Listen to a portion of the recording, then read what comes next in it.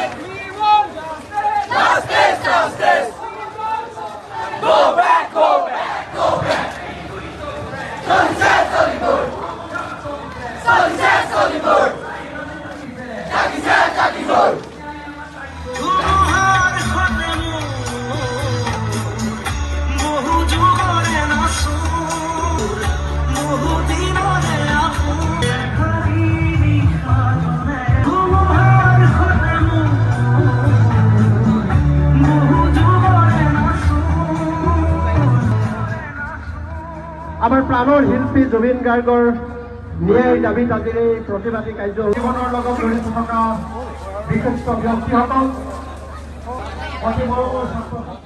তিনিটা সপ্তাহত অসমৰ প্ৰত্যেকগৰাকী জনতাই বিচাৰে যে জুবিনৰ প্ৰতি ন্যায় লাগে। কিন্তু এই সময়ত আমি আটাইতকৈ দুৰ্ভাগ্যজনকভাৱে আমাৰ পৰিলক্ষিত হৈছে যে আমি মূল্যবোধ বিহীন এটা ৰাজনীতিৰ পৰিৱেশ, ৰাজনৈতিক পৰিৱেশ দেখা পাইছোঁ। সকলোৱে ইজনে সিজনৰ প্ৰতি তেওঁলোকে বোকা ছটিওৱা ৰাজনীতি আৰম্ভ কৰিছে। এই কথা কেতিয়াও গ্ৰহণযোগ্য হ'ব নোৱাৰে। আমাৰ স্পষ্ট কথা, জাতিটোৱে বিচাৰিছে জুবিন দাক ন্যায় দিব লাগে আৰু জুবিন দাক ন্যায় নিদিয়া পৰ্যন্ত আমি শান্ত নহওঁ। জুবিন দাৰ ন্যায়ৰ ক্ষেত্ৰত সকলোকে ৰাজনীতি পৰিহাৰ কৰিবৰ কাৰণে আহ্বান জনাইছে। শাসক দল, বিৰোধী দল সকলোৱে ৰাজনীতি কৰিছে। শাসক বিৰোধী সকলোৰে চক্ৰান্তত জুবিন দাক জাতীয় জীৱনৰ এই সম্পদটোক তেওঁলোকে ৰাজনৈতিক আহিলা কৰিব খুজিছে। এই কথা গ্ৰহণ কৰা নহ'ব। আমাৰ স্পষ্ট কথা, জুবিন দাৰ প্ৰতি ন্যায় লাগিব। প্ৰতিগৰাকী অভিযুক্তৰ বিৰুদ্ধে কঠোৰৰ পৰা কঠোৰতম শাস্তিৰ ব্যৱস্থা হ'ব লাগিব। ছিংগাপুৰত থকা সকলোকে অনাৰ ব্যৱস্থা কৰিব লাগিব আৰু জুবিন দাৰ বিৰুদ্ধে যিসমূহ অপৰাধ হ'ল, অৰ্থনৈতিক অপৰাধ হ'ল, তেওঁৰ বিৰুদ্ধে আন ধৰণৰ ষড়যন্ত্ৰ ৰচনা হ'ল, সেই সকলোবিলাকৰ সত্যাসত্য জনসাধাৰণে চাবলৈ বিচাৰিছে।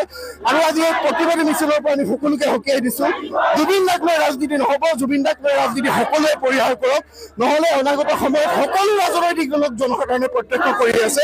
আহিব লগা সময়ত তেওঁলোকক উচিত প্ৰত্যুত্তৰ দিবৰ কাৰণে জনসাধাৰণ সংগঠিত হ'ব। কথা হৈছে আজি এই মিছিলৰ পৰা এটা কথা অসম চৰকাৰে বুলি এটা স্পষ্ট বাৰ্তা দিব বিচাৰিছোঁ যে তেওঁলোকে প্ৰকৃততে জুবিন দাৰ সেই মৃত শৰীৰৰ সন্মুখত কোনে লাল চালাম দিছে আৰু কোনে আচলতে ৰাজনীতি কৰিছে সেইখিনি চিন্তা বাদ দিয়ক। মাননীয় মুখ্যমন্ত্ৰী হিচাপে প্ৰকৃততে তেখেতে দায়িত্বভাৰ লোৱাৰ পাছত তেখেতে কেৱল মাত্ৰ ৰাজনীতিৰ মেৰপাকত যিকোনো এটা বিষয় ঠেলি লৈ যোৱাৰ যি অপচেষ্টা, সেই অপচেষ্টাক আমি ছাত্ৰ সন্থাই একেমুখে ধিক্কাৰ দিছোঁ।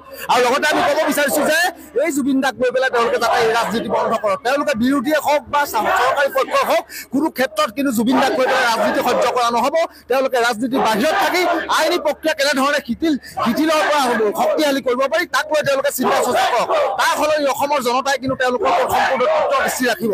আৰু লগতে যিটো এছআইটিয়ে প্ৰকৃততে যেনেধৰণে দায়িত্ব প্ৰদান কৰিছে তেনেধৰণে দায়িত্ব প্ৰদান কৰক। তাৰ এই এছআইটিৰ ওপৰত দৃষ্টি প্ৰকৃততে অসমৰ জনসাধাৰণে